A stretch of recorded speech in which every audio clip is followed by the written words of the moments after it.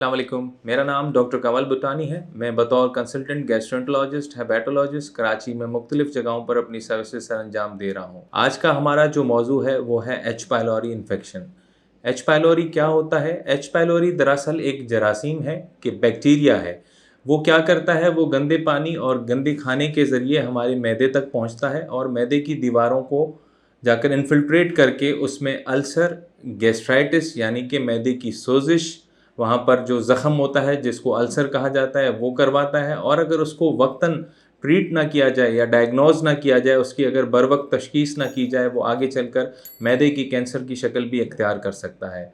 उसकी अलामात में क्या क्या शामिल है? उसकी अलामात में शामिल है कि सीने की जगह यानी पेट और सीने के बीच की जो जगह है जिसको हम एपिगैस्ट्रियम कहते हैं, वहाँ पर मुसलसल दर्द रहना, उल्टी कै मतली का महसूस होना और जो खाया हुआ खाना है वो वापस ऊपर की तरफ आना, या फिर पेट में दर्द रहना और बाज़ औक़ात मोशन का होना भी उसमें शामिल है। इसकी तशख़ीस कैसे की जाती है?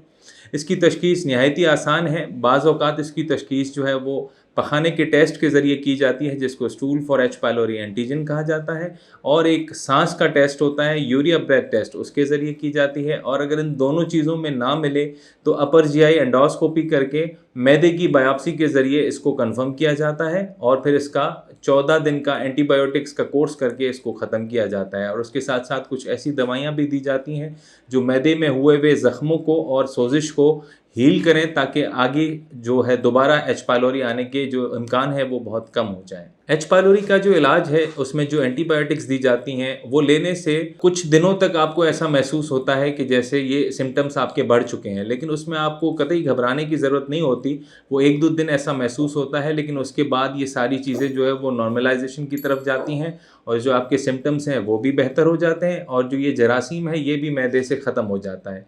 लेकिन इसका हरगिज़ मतलब ये नहीं है कि ये दोबारा नहीं हो सकता, ये दोबारा भी हो सकता है। Recurrence of H pylori is very जो ना इम्पॉर्टेंट, इसको हमें एड्रेस करना बहुत ज़रूरी होता है। एक दफ़ा अगर किसी को एच पाइलोरी हो गया है, वो आगे के लिए गंदे पानी यानी कि जो नल वाला पानी होता है उसको पीने से उसको गुरेज करना चाहिए, उसको बॉइल्ड वाटर इस्तेमाल करना चाहिए और बाहर के जंक फूड उसको अवॉइड करने चाहिए।